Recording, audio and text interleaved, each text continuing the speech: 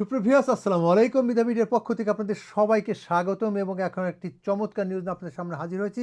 আর সেটা হচ্ছে ডক্টর মোহাম্মদ ইউনূস গ্রহণ করলেন রাজা Charles harmony award. Your Majesty, I'm on great night last night, great we did. Thank you, Your Majesty. Wonderful.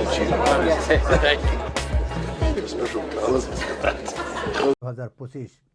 সুপ্রিয় viewers, আপনারা জানেন যে গত 10ই জুন তিনি লন্ডনে আসেন এই অ্যাওয়ার্ডটি গ্রহণ করার জন্য এবং আজকে তিনি লন্ডনের সেন্ট জেমস প্লেসের একটি অনুষ্ঠানের মাধ্যমে তিনি রাজা তৃতীয় চার্লসের কাছ থেকে এই অ্যাওয়ার্ডটি গ্রহণ করেন।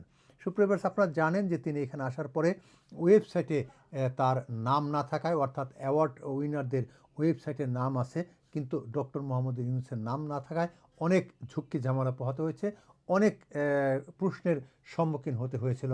সেই প্রশ্নের অবসান ঘটিয়ে তিনি গ্রহণ করলেন রাজা তৃতীয় চার্লসের কাছ থেকে রাজা চার্লস হারমোনি অ্যাওয়ার্ড 2025।